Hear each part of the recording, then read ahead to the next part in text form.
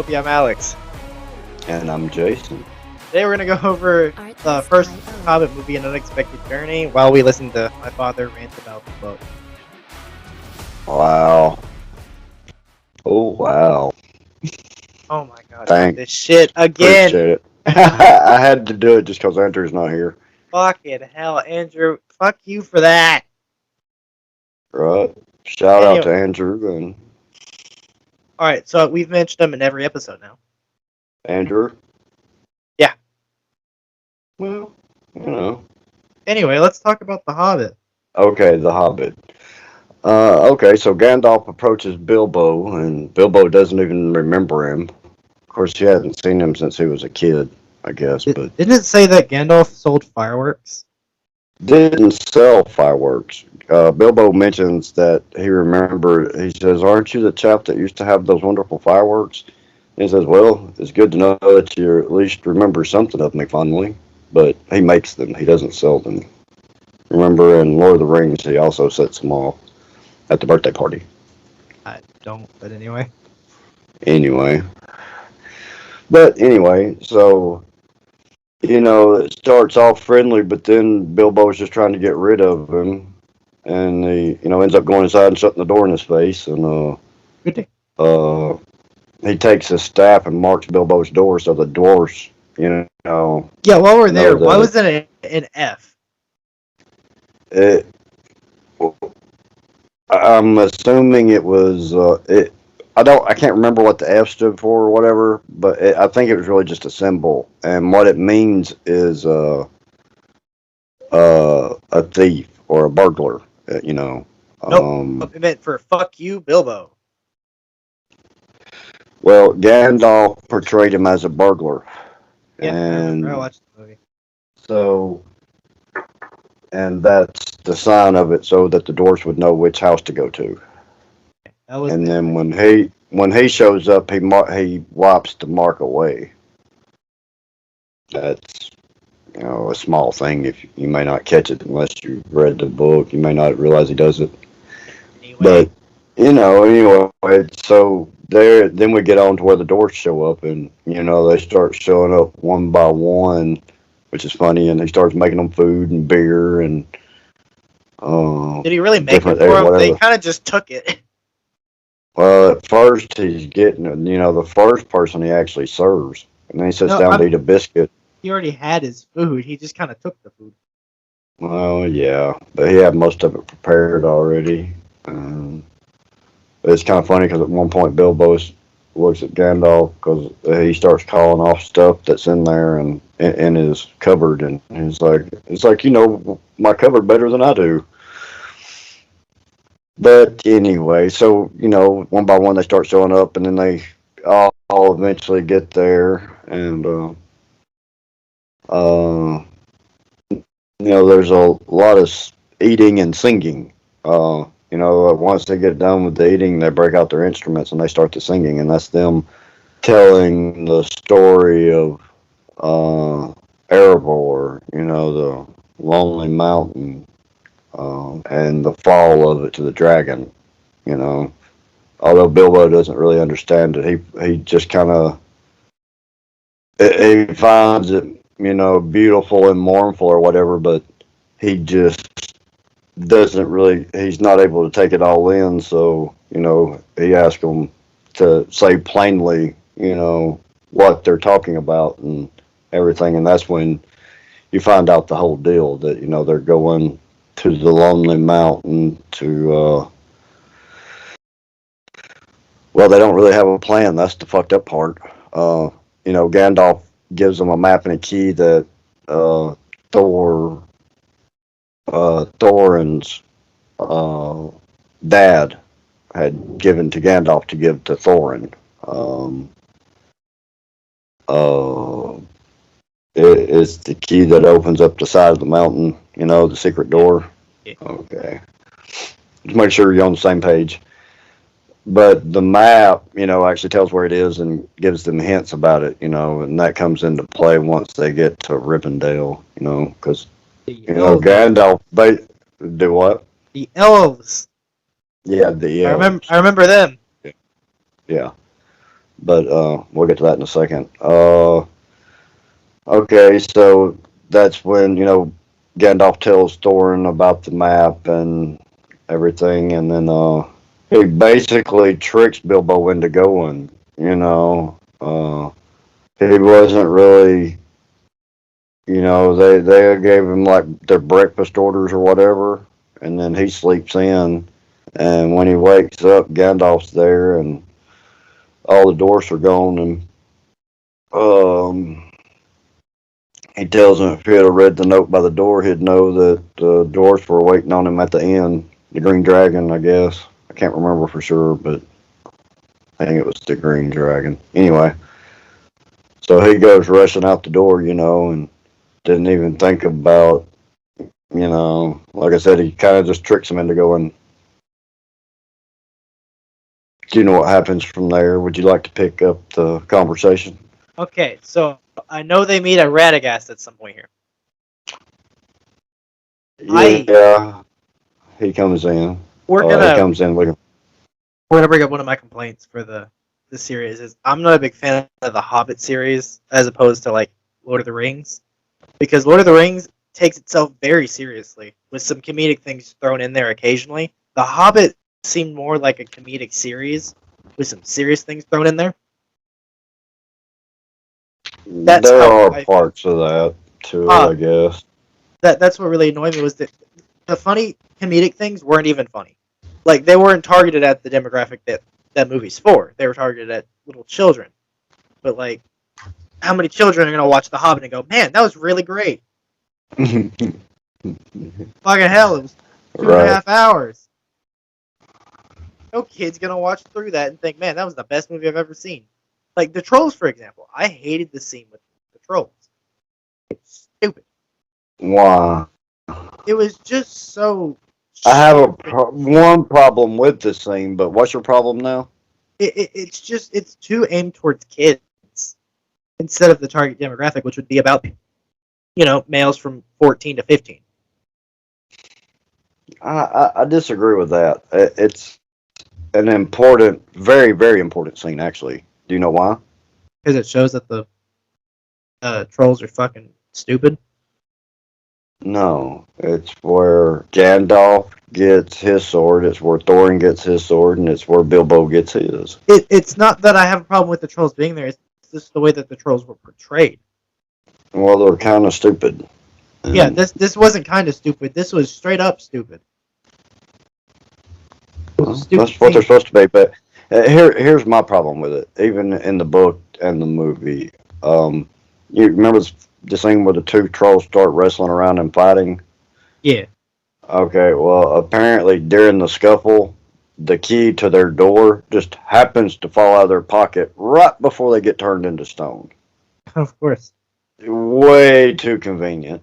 And Bilbo just happened to find it, But yeah, that was my biggest problem with that scene. But I think it's important because they lost all their stuff right before that. Their horses and their food and everything, and they end up getting food there. That wasn't messed up from the trolls, and most importantly, though, they get the 3 swords. But then they move on from there, and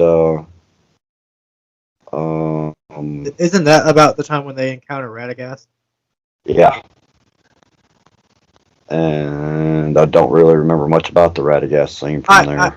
I can say that I enjoy He's kind of like Hagrid in a sense. Yeah. And I enjoyed him. But why the hell were there spiders on his house? Like, they crawled on his house, and after he was done with the spell on the hedgehog or whatever, they just left. Well, that was Sauron. Him and Shelob. Yeah. Had a pact, and sometimes she did his bidding when it was convenient for her, but it's not really part of the book. That was just a film convenience. But that would be my guess on it, or my take of it. Just random ass spider, because I know in the next movie they go into the spider fortress or whatever, and then get attacked by the spiders. That makes sense. They walked into the fortress. The spiders showed up here for no good reason and then just left. Well, they were poisoning the forest. That's why all the animals were sick and dying and shit. Showed up at his And house they for were no reason and then coming, left. and they were coming towards him or whatever. But then he starts doing the spell, and it repels them. Like I said again, that's my take on it because it's not a part of the book. And then he meets up with the 15. I don't know what the name of these people are supposed to be. I just know there's 15. Huh? You don't remember there being You 15 talk of them? about The dwarves and the Gandalf and okay. the There's burglar 13 Hobbit. doors, Bilbo, and then Gandalf. Yeah, there's That would 15 make altogether. 15. Okay. Magnificent 15. Well, it's supposed to be a group of 14. Gandalf doesn't really stay with them. He comes and goes, and he tells them from the beginning he's not going to be with them the whole time. Yeah, and he Really, a group of 14. straight to that. He leaves what 3 times? Yeah. Well, he tells them, it's their journey. It's their adventure. Not his. He tells them Their that from the adventure, beginning. even though he brings along a hobbit. No, he sends the Hobbit with them, and then Gandalf reclaims him at the end. If you're done with my burglar, I'll have him back now. So we move on. Thorin's about to throw. Anyway, yeah, we skipped way too far ahead. Okay, so from there they go on to Rivendell, and that's when Elrond. And before we get to that, dwarves do not like elves. Elves are not overly fond of dwarves either. They disliked each other forever. Yeah, they're racist. Yeah, pretty much. But the elves don't like that dwarves, live underground and dig deep into it. And I'm not sure what the dwarves don't like about the Look, elves. I love the way they film the elves because they seem so fucking snooty. Well, that's Like they part think of that the they're reason, better than everybody else. Yeah, that's part of the reason that they aren't liked by the dwarves or by people. There you go. One of my biggest problems with the movie is that they make Thorin too pretty. You know what I mean? He's God, supposed to be a dwarf. He's not supposed to be pretty though. He's a dwarf. They don't look like that. They made them all too pretty. At least the others look more dwarfish. He doesn't. Two of them look. He looks like a short, stocky human. That's not right. He looks like if Jason Momoa got short. Exactly. It looks like they chopped Jason Momoa off at the knees. Anyway, yeah, it's just not right. But anyway, but there's already people complaining. This is a side note, real quick. There's already people complaining about the new TV show they're making because it's got dwarf women in it and they don't have the beards. Dwarf women are supposed to have beards. Do you remember the Lord of the Rings scene where Gimli's talking to the blonde-headed chick from Rohan? And he's telling her her name's Aramir or something like that. Anyway, he says, dwarf women are rare and that they're so alike in appearance and speech to male dwarfs that they're often mistaken for males. And Aragorn turns and looks at her and says, it's because of the beards, and people are upset that dwarf women don't have beards in the TV show. I don't know. It's just an article I read. Anyway, back to the thing. So basically, there was bad blood between the dwarves and the elves going back way back. Then made it worse when the elves watched the dwarves get fucking conquered. Well, not just that. Yeah, that's why these particular dwarves don't like the other ones. Legolas's dad. Yeah. Yeah, that's why they don't like his people. Yeah. Because of that. But all they would have done was got killed. His people couldn't kill dragons. Elves aren't. Anyway. they would have just died too. So, um, but anyway, they arrive in Rivendell, and they give Elrond the map, and Elrond's the wisest you know person in the world, and Not a person, he's an elf. well, he's still a person. He's the wisest being in Middle Earth. He's still a person. I didn't say human. I said person. Wisest Anyway, being. he's a person. Anyway, he reads it for him and tells them, about the door that's hidden and everything. He decodes all of it, and they get food and relax and heal from their wounds, and then they start off again, and that's when they run into Sauron. Skip Sauron completely. What about him? I enjoyed his role in the movie. What part did I skip? Where Sauron and Gandalf have a little confrontation with the female elf. I don't remember her name at all. Oh yeah. Oh God. Galadriel. Yeah, her. This actually takes place before. It's a flashback of what happened. Anyway, Sauron is hidden out in Mirkwood Forest or whatever, and I think it's Mirkwood, wherever he is, and they don't know it's him, although they think it is, and they call him the Necromancer because they didn't know exactly that it was Sauron. So yeah. Gandalf sneaks in, and he gets caught, and then of course Galadriel's badass comes in and makes her appearance, and then of course Elrond and Saruman show up and kick some ass too. But yeah, Galadriel's a badass. But yeah, you're right. I skipped over that because it shows that, and then they start back off on their journey, and they it was the mountain people that were fighting.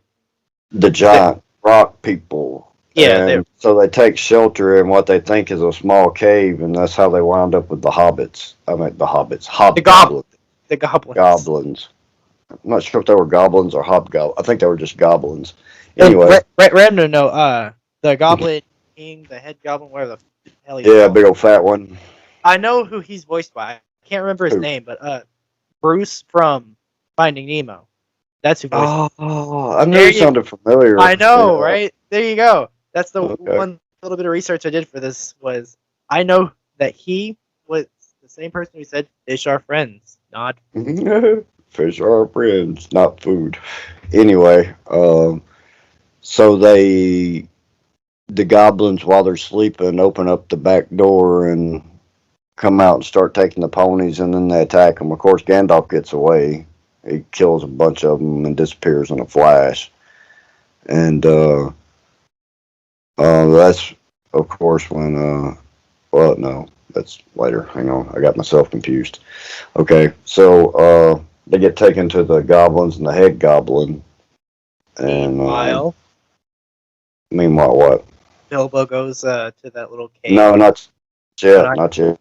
I'm getting to that because that's what I was going to say. I skipped ahead of myself.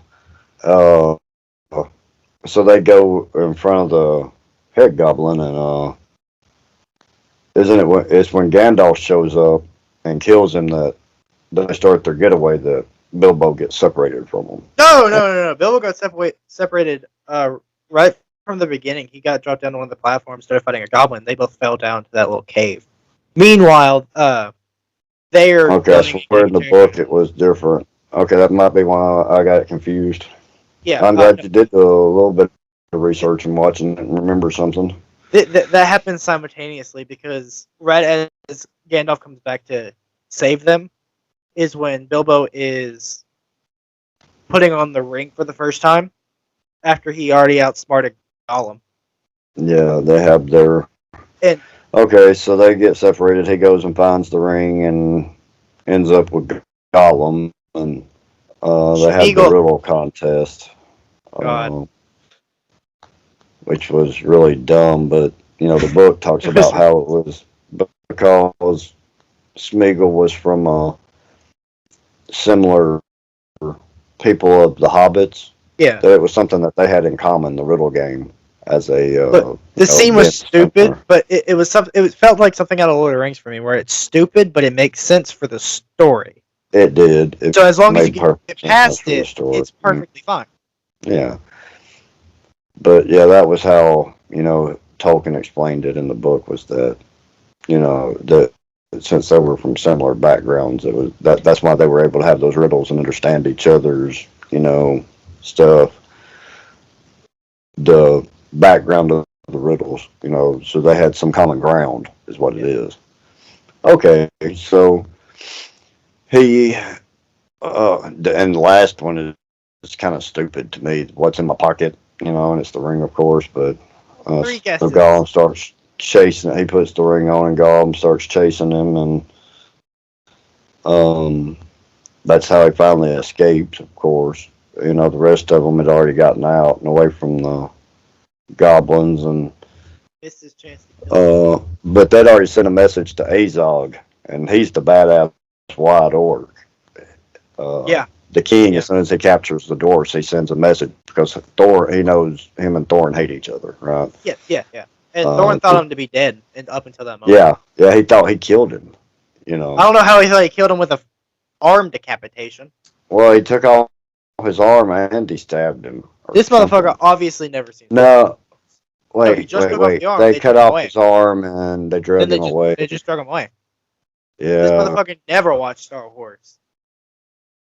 Well, Arm cut decapitations off are in every somebody's movie. arm, you think they'd bleed to death. It's an orc. But anyway, um,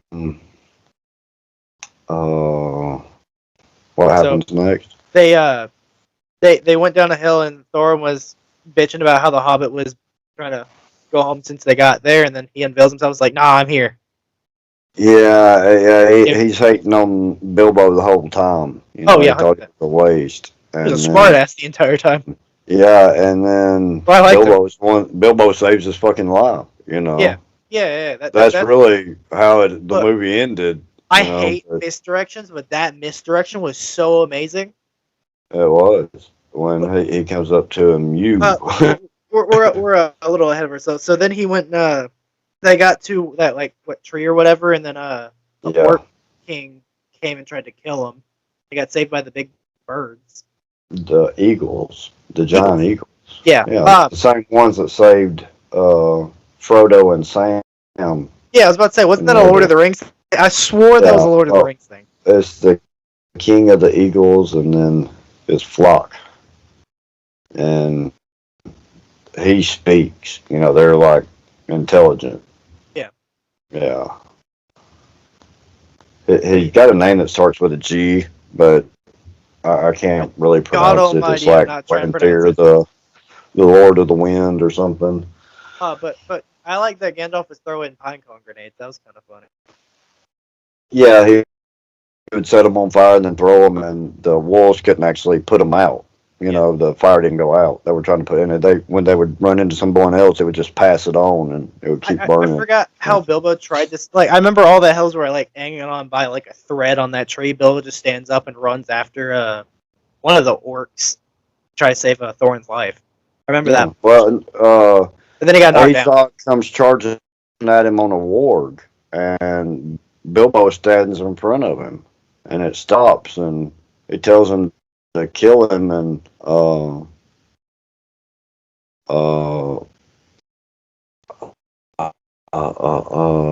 remember in the movie he got hit in the face with I can't remember now. Oh geez. Talk about something for a second. I gotta look. I gotta know now. I remember after that, the Orc King hit him in the face with the weapon, and then the Eagles came down and they grabbed them all. Everyone thought Thorin was dead, and then they got onto the big rock. You might want to turn that down. I did real quick. Not quick enough. Anyway, so they're on the big rock, and Thor's just like, "You, Okay. you're stupid. You risked your life. Yeah, Love you," and then hugged him. Thorin gets thrown down on the ground. Azog says, "Bring me the dwarf's head." Yeah. And the goblin gets all, or the orc gets off, and Bilbo draws Sting out. Yeah, that's how. And let's see. He walks over there and puts his blade on Thorin's throat. And here comes Bilbo, tackles him. Bam. Yep. Like I said, I really love Bilbo that. gets on top of him, starts stabbing him with Sting. Yeah. And then he stands in front of Thor and says, what does he say? Not important. Kill him. Okay. Well, anyway. Well, like I said, I really love that misdirection where, like, he's so angry, he's bitching at him, he's like, "Love you for it," and then just hugged him. Yeah, and hugs him. Bilbo didn't know what to do. No, and it really sets the tone acting. for later on in the story, too. You know. But Bilbo taking on the wargs and orcs, single-handedly is just awesome. Yeah, it shows that he was. He goes against very good. all of them. He takes them all on and fights them all for a minute. And after then, of course, showing that he was kind of selfish and all this stuff, he really comes through in this movie. And then the Eagles show up, of course, and they're bad. I love the fucking Eagles. Of course, you know I've always loved Eagles, and these giant ones that just fuck up the orcs and that save the like Thunderbirds look like bitches. Hobbits and the wizards. Yeah. Well, I don't know. I'm guessing that's about the size of a thunder. Well, no, that's bigger. There you go. That is much bigger. I'm fairly sure that's where it ends. Is them on the rock staring at the mountain. It is. That's how it ends. The scene that you described in such detail. All that detail. You son of a bitch! I love you.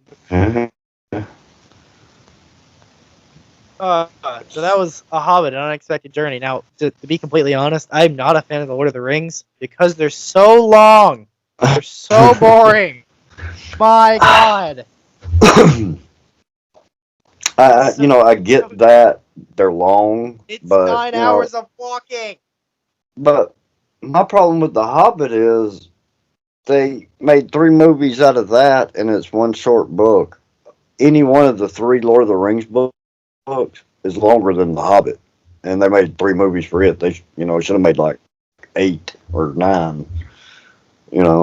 They could have put in 10 times more stuff. And my biggest problem with the Lord of the Rings is they didn't put in Tom Bombadil. He's a small character, but he's not so much important as things like Batman. Like, you can't put all of Batman's lore into like 4 movies, but you could do it in a TV series because they have the animated series. That's why I think Lord of the Rings needs a series. It's destined to have a series. It has. They have one. Yeah, it's coming. They spent $500 million on it. 400 and something million is what they're spending on it. It's ridiculous. What I can say about the movies is the Lord of the Rings, its animation doesn't hold up as well, but the Hobbits definitely did. Like, there are some scenes where I can pick out where they're using a blue or green screen, but not as many as I should be able to for a movie that came out, a decade ago. Came out in 2013, didn't it? What, the Hobbit? Yeah. No, before that. Hell, I know it's old. The year before, 2012 probably. It came out around my birthday, and your mother and I saw it together, so it was before 13. It's animation, it's CGI and stuff is very good, and it's a animation twice now. You had me thinking of the cartoon because the Hobbit was a cartoon first. The CGI and shit is very, very well hold up 10 years later, and that's rare. Even the Lord of the Rings is nearly 20 years old, and its CGI holds up very well It Like, does, there's some but they obvious don't scenes where you use can be a like, ton of it. no, they don't, and that's what I loved about. I remember watching Sauron's death. The deleted scene, so it Yeah. wasn't even fully rendered, and even that didn't look that bad. You could see where everything was set and where everything was CGI. God, they didn't even have fake water. They all stood in real water. I was like, I've never seen that where the actors are legitimately standing in water. They always animate it. You know the scene where the horses are charging down against the army of orcs? You know, Yeah. Rohirrim is charging down. Yeah. That's like 100 horses, and people own it, and they took and multiplied that to make that army. But that's still, can you imagine riding in a group of 100 horses charging down a hill? No. That's fucking crazy. But, some of the,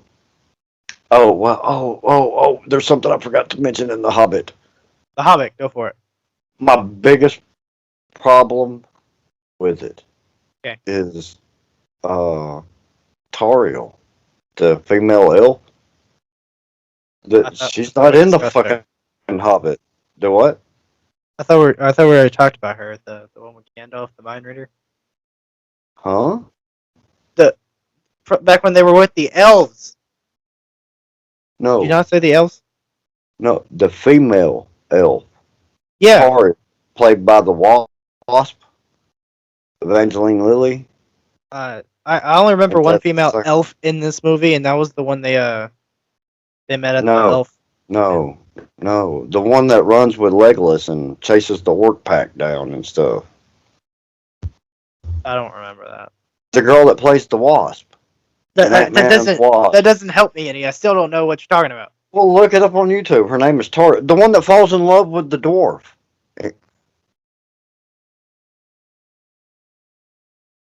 You don't know what I'm talking about? No. Yeah, well, and see, we talked about how dwarves and elves hate each other, or and for one to fall in love is just crazy. But yeah, she falls in love with Thorin's nephew, and but anyway, she's not in the fucking book at all. But as I said, it's my biggest problem with it. But it's also one of the things I like best. She's fucking awesome. Legolas is, no doubt a badass. I mean, in the book, and he's not really in the book. He's not in the book.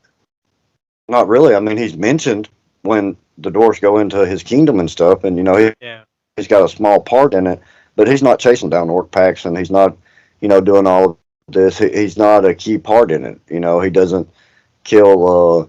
He's not at the battle where Thorin and Thorin's fighting Azog and kills him, and he kills Azog's son, and then throws his sword up there. Way too far ahead.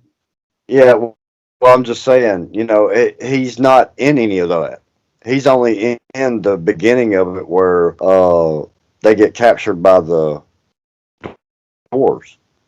I mean, by the elves. When the dwarves get captured by the elves, that's where they bring him in anyway.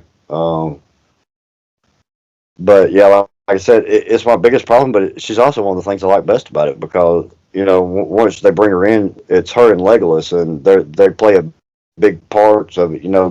Well, we'll get to that in other ones because the first one they're not really in as much.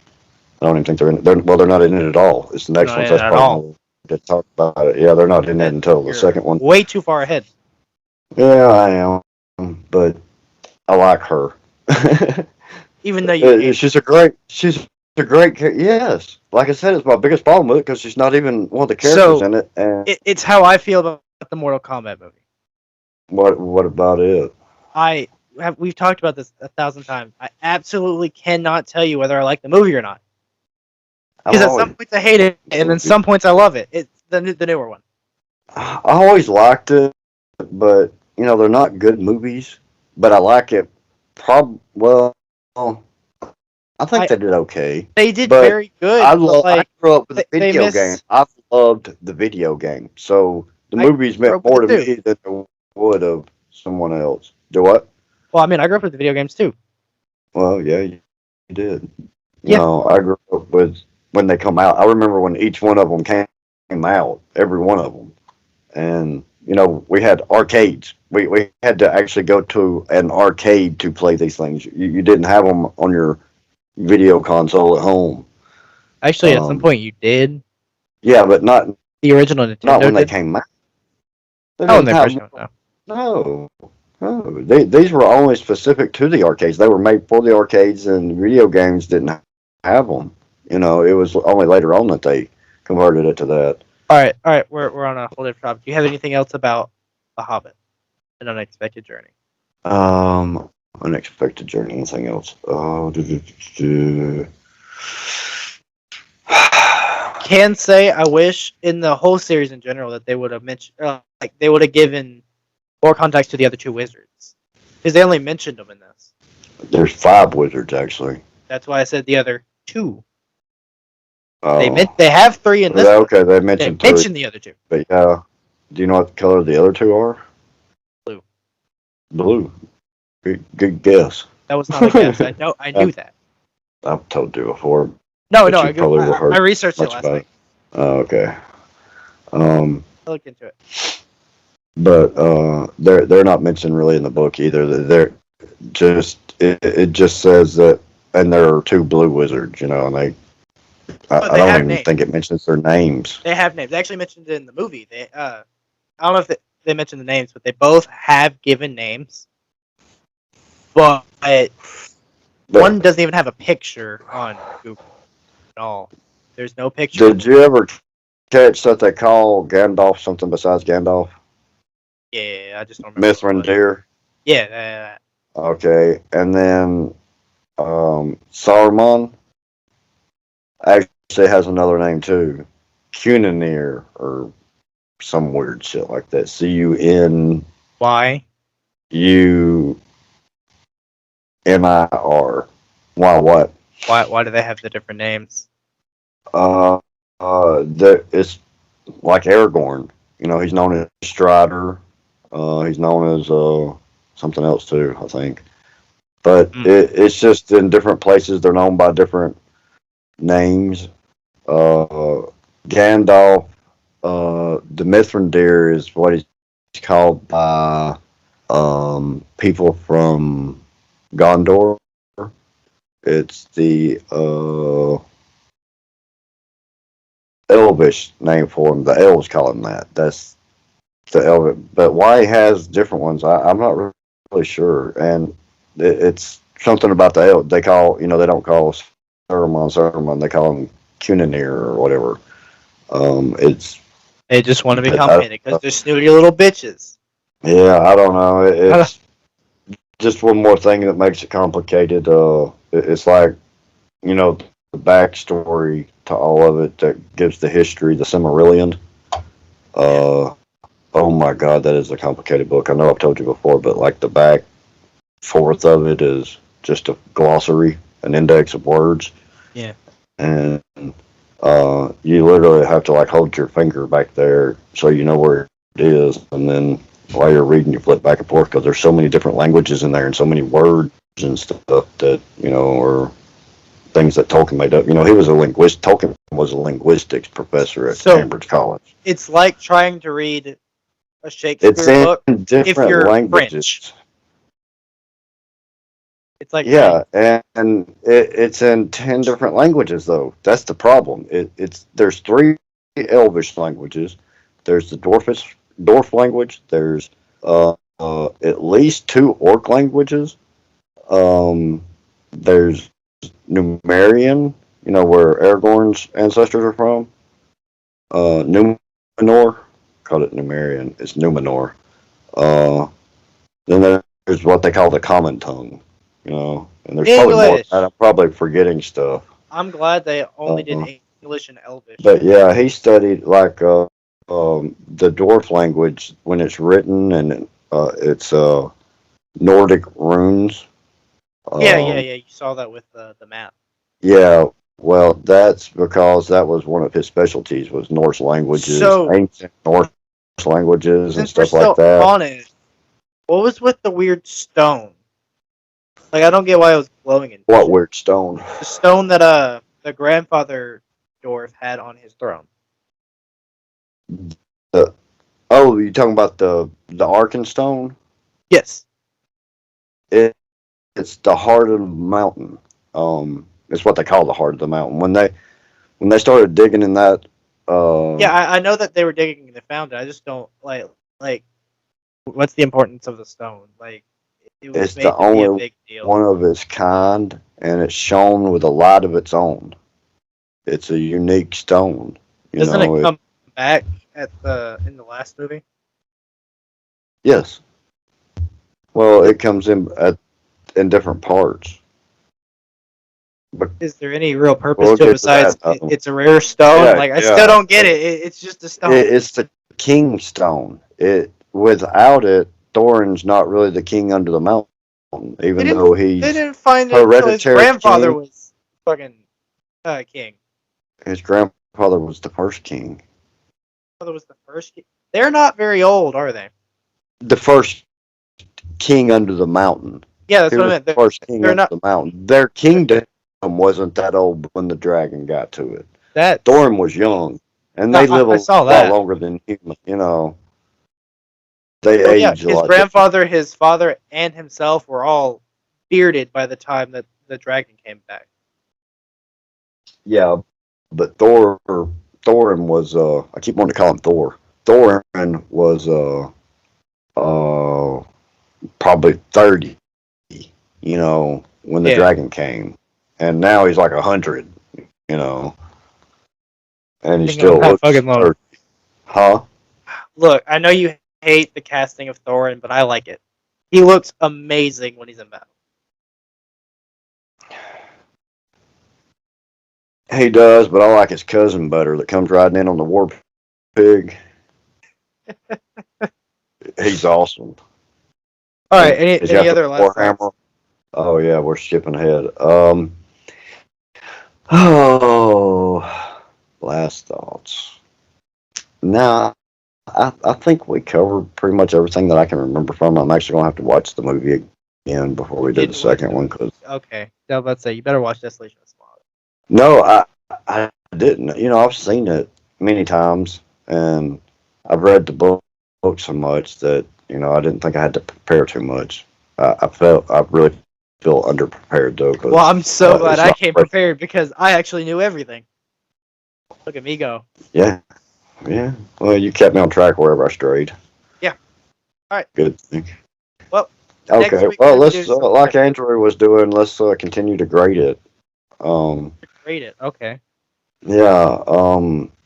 Honestly, I have to say it's kind of a B, just because, and I like it, but I give it a B because it's slow. Because in the beginning, you know, it's just introducing the characters, and it drags it on with the singing and the dishes and cleaning them up and all the eating. I mean, it wastes so much time. And like I said, the movies are really long, and it's backstory and it's all in the book, but in the movie it bogs it down. You know, it reads a lot faster, especially when you skip over the crap like I do because I've read it so many times. But the singing part I would skip over. But yeah, you know, but you know, you're also introduced to all the characters and you see them grow in it, you know, and change and evolve just throughout the movie. So I mean, it's a decent movie overall. All right. So if you had to ask me before I watched it last night, I would have probably said a D or a C. Since I watched it last night, trying to be optimistic, I would say about a B. It's not a horrible movie. It's just not very good to me. Like, there's some good moments. But that doesn't make it a good movie. I'll give it a B minus. Okay. And next week we will be discussing fill in the blank. Huh? Something. I don't know. I thought we had 5 planned out. Yeah, we did, but I don't friggin' remember it. So I'll figure something out probably tonight. Well, tune in next week for our mystery topic. Something new, and then after that, it's going to be the Desolation of Smog, which I'm not excited for. I remember I did not like that movie at all. And then something after that, and then the Battle of the 5 Armies. So we get in all 3 of the Hobbit movies. And then eventually we're gonna do Harry Potter because we're both big Harry Potter fans. Absolutely. Absolutely. God, we got some fun stories about Harry Potter. It'll take us 6 hours. Yeah, we're gonna have some long podcasts for that one probably. We're gonna have to set aside some time for that. But I got to go to bed, so let's cut this off. All right. Thank you. Have a good night. Watching. We appreciate it. If you're interested, our very close comrade who was on the show last week, Andrew, my son and his brother, is the co-host of Kind of Fat, Kind of Funny, and it's kind of funny. Check it out. Anything else, Alex? Can we mention how you said that Austin's voice was sexy? Fuck off. That is a meme in our group chat. Just FYI. Hanging now. I'll talk to you tomorrow. Thank you everybody for watching us. We'll see you on the next one. Hey, I'm rolling clean off a bean in the drop. Voices in my head, they telling me to stop. Hey, got 20 G's for the keys to the... What do you do when Captain turn your lover to an op? Hey, I'm rolling clean off a bean in the drop. Voices in my head, they telling me to stop.